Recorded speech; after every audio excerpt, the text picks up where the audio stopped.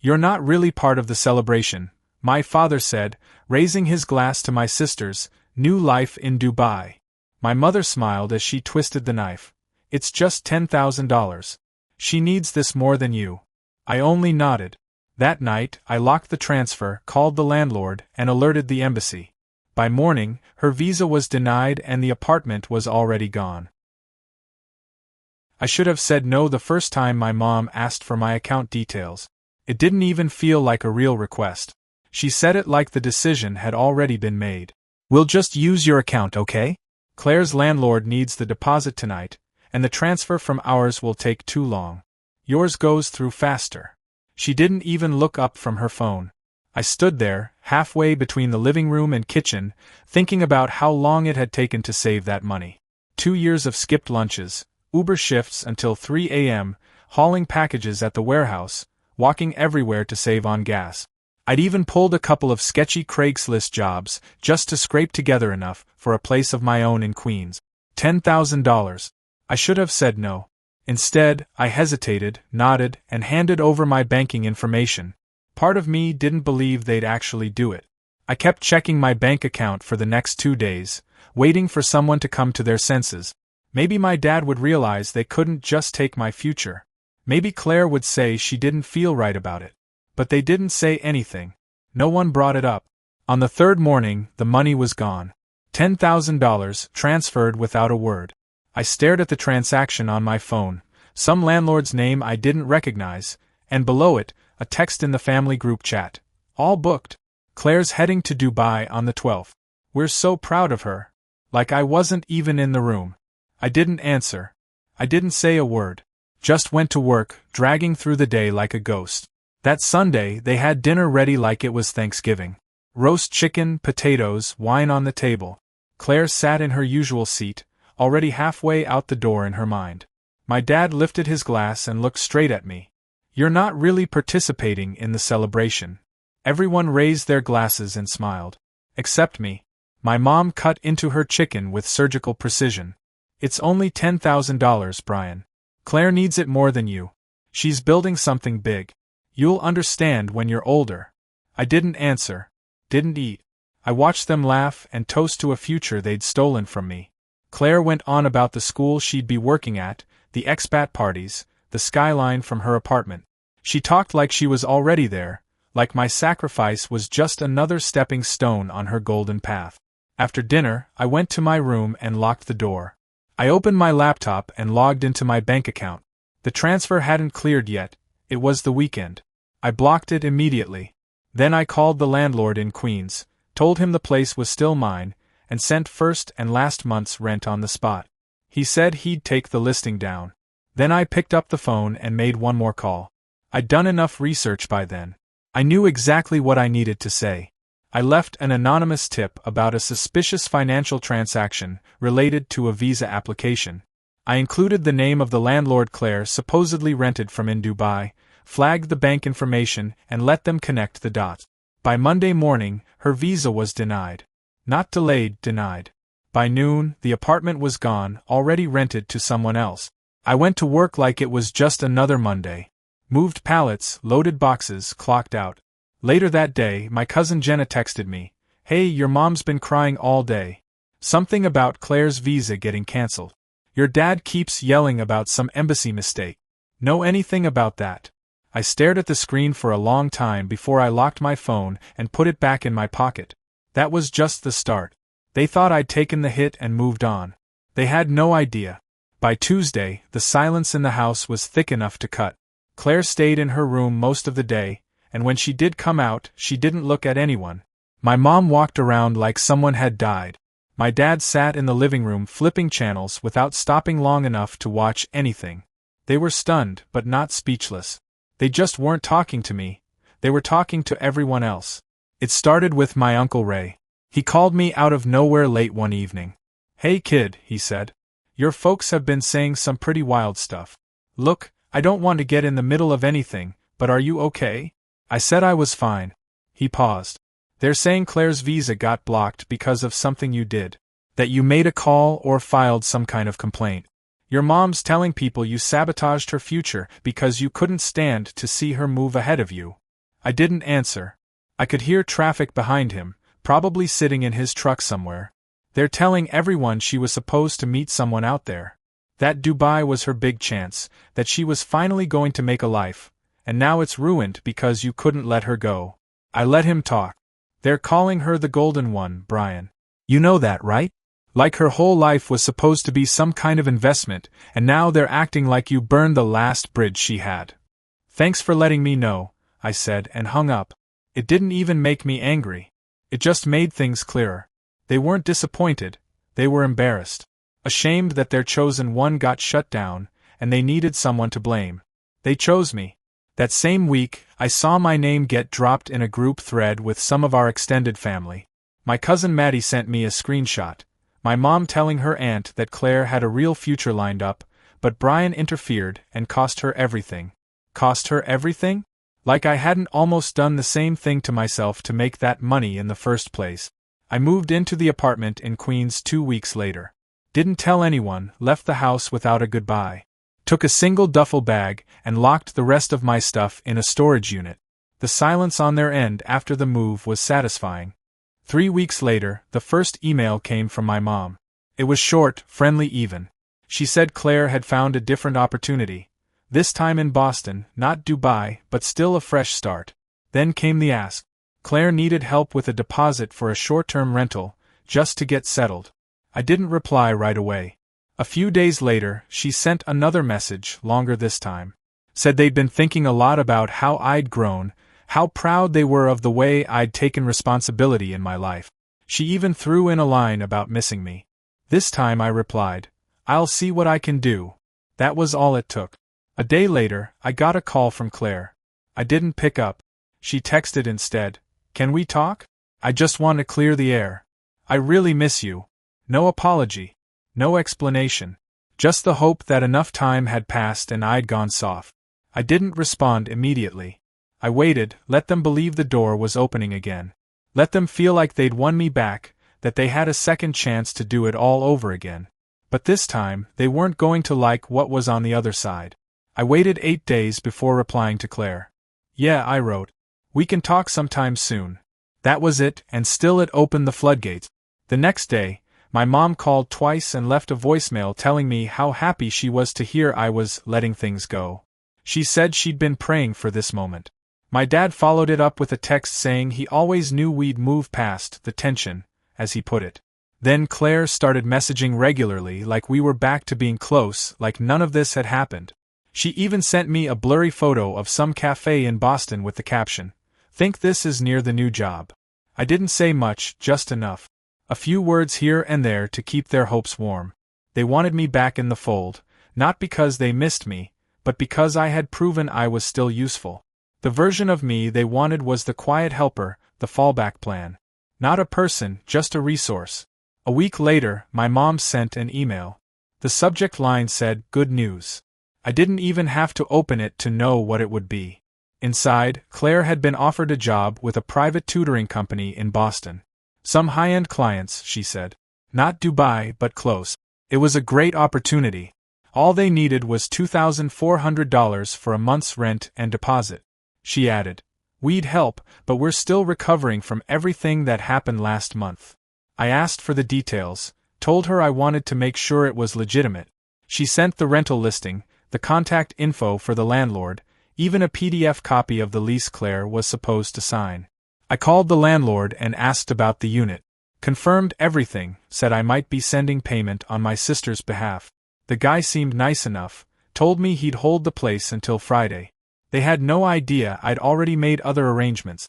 On Wednesday, I told my mom I was going to send the full amount Thursday night after work. She replied within 5 minutes, "You're really coming through, Brian. This means everything to Claire, to us." Claire messaged me later that night. "I didn't expect you to step up like this. Thank you." It was the first time in weeks she'd said anything remotely resembling gratitude, but it still felt rehearsed, like someone had reminded her to say it. Thursday night, I didn't send anything. Friday morning, I called the landlord and said the deal was off. Told him there were some issues with Claire's finances and she wouldn't be moving forward. I didn't even need to lie. I just let the silence fill the space after that. He sighed, said he'd relist, and thanked me for letting him know. An hour later, I knew the news had reached home. My dad called. I didn't pick up. Then Claire. Then my mom. I let every call go to voicemail. No one left a message. That evening around 9 p.m., I heard a knock on my door. I looked through the peephole and there she was, Claire, with a suitcase in one hand and her phone in the other. She looked exhausted. When I opened the door, she stared at me like she was waiting for an apology. "You said you were sending the money," she said. "I said I was going to. I didn't say I did. I had a lease. I checked. You didn't sign it yet." She didn't ask to come in, just stood there. "I thought we were fixing things," she said. I asked her what exactly that meant. "We're family." "No," I said. "You're the golden one. I'm the backup plan." She laughed a little, like I was making a scene. "So what, this is revenge now?" "No," I said. "This is the end of the favor train." She didn't argue. Just turned around and walked back toward the street. An hour later, I got a long message from my mom. Paragraphs of it. She said Claire was humiliated, that I'd caused a scene, that I clearly wasn't the person they raised. She told me I should be ashamed of how I was treating my sister. Her final words: "After everything we did for you." I left it on read. The next morning, my cousin Jenna texted me a screenshot from a group chat, my mom telling everyone that I'd turned cold, that I'd abandoned Claire in her time of need, that all she wanted was a shot at redemption. They didn't tell anyone about the money, or the lies, or the way they begged and smiled and offered guilt in exchange for control. Let them spin whatever story they needed. The story I was writing now had no room left for them. After Claire showed up at my door and walked off without another word, I didn't hear from anyone in the family for 2 weeks. No calls, no texts, no emails. Just silence. I assumed they were regrouping, figuring out a new angle. They always came back. And I was right. On the 15th day, my dad called me during work hours, left a voicemail, which was unusual for him. "Hey Brian. Just wanted to talk. No pressure. I know things have been tense, but we're family. Call me back when you can." That same night, I got a text from my mom, just a photo of our old backyard, no message. The kind of emotional bait they'd used since I was a kid. "Remember this? Remember when we were a family?" I didn't answer. 3 days later, they sent Claire in again. She texted me at 7:12 p.m. "Hey, I want to apologize. Can we talk?" I didn't respond right away. The next day, she sent another message. "I shouldn't have expected anything, but I do miss you. I wish things hadn't gone this way." This was her move now, soft touches. Not asking, just hinting, hoping I'd fill in the blanks and come crawling back like I always had. I didn't. Instead, I got to work. I had an idea for how to finish what I started. Not loudly, not dramatically, but permanently. I started making quiet moves. First, I blocked my parents' numbers. Not just silenced, fully blocked. Then I set up filters in my email to send anything from their addresses straight to archive. I unfollowed Claire on everything and removed myself from the family group chat. They noticed, because 2 cousins reached out that weekend asking what was going on. I didn't answer them either. That Sunday, I took a train upstate to Beacon and stayed the weekend in a small rental I'd found on a hiking forum. I needed space, time to think. While I was up there, I wrote a letter. It wasn't sentimental. It wasn't even angry. Just factual, cold, and final. I wrote that I was cutting off all communication permanently, not because I was punishing anyone, but because I was done being used. I told them I had nothing left to give, not emotionally, financially, or otherwise. I said I didn't wish them harm, but I also didn't care what happened next. Then I printed 3 copies. I mailed one to their house, one to Claire's email as a PDF attachment, and one to Uncle Ray, because he was the only one who had been honest with me. I signed each one the same way: "Take care of each other. Don't contact me again." 2 days after the letters were delivered, Claire sent a final message from a new number. "I just don't understand how you can walk away from all of us." I didn't reply. I blocked the number. The silence that followed was different this time. It wasn't the silence of waiting. It was the silence of ending. 3 months passed. No calls, no emails, no messages. I thought that would be it, that the letter had done the job. But then I got a call from my cousin Ashley. She was the kind of person who only called when something was wrong or when there was gossip too good to keep. I let it go to voicemail. Her message started with a sigh. Hey Brian. Not sure if you've heard, but your parents are hosting this little thing next weekend. Kind of a family catch-up dinner. Anyway, they've been telling people you'll be there. I wasn't invited. Not officially, but apparently I was on the list publicly, at least. Ashley added. They've been saying you're working on rebuilding the family, that you and Claire made peace. I don't know what's true anymore. Just figured you'd want to know. I sat with that for a long time. The part that stuck with me wasn't the lie, it was how natural it came to them, how easy it was to rewrite the past like nothing had happened. I wasn't angry. I was impressed. They hadn't accepted the cutoff, they'd just rewritten it. I didn't want to show up, but the idea of them standing in front of the family, telling their version of events, pretending they were the victims, it got under my skin. So I made a plan. I RSVP'd, not through them. I messaged Ashley and said I'd be there. She promised not to tell anyone. The dinner was at a local hall in New Rochelle. When I walked in, I saw the shift. My parents were standing near the food table, laughing a little too hard at something. Claire was surrounded by a group of cousins, talking about her new position at some education center in Connecticut, like everything had worked out. When they saw me, the room got quiet.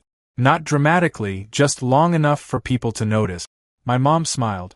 My dad raised a hand like we were old friends. Claire walked toward me. You came, she said. That's good. I looked around and said, loud enough for a few nearby ears to catch. I came to say goodbye. She blinked. What do you mean? I came to make it clear. Whatever story you've been telling everyone about us fixing things, it's fake. Just like the story about Dubai and Boston and whatever it is this month. My dad stepped in. Brian, not here. No, exactly here. I didn't raise my voice. I didn't make a scene. I just turned to the room and said, for anyone wondering, I didn't come back. I didn't forgive anyone. I'm not rebuilding anything. I was used, lied to, and cut off for not playing along. That's the truth.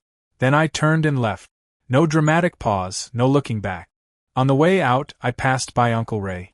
He didn't say anything, just nodded once, like he understood. I didn't hear from anyone after that. Not a message, not a call, not even from Ashley. It was the cleanest break I'd ever had. Let them perform. Let them spin whatever story made them feel better. I had my version, and I was done sharing the stage. A month passed after the dinner in New Rochelle. Not a word from anyone. For the first time in my life, I felt like I had real distance from them.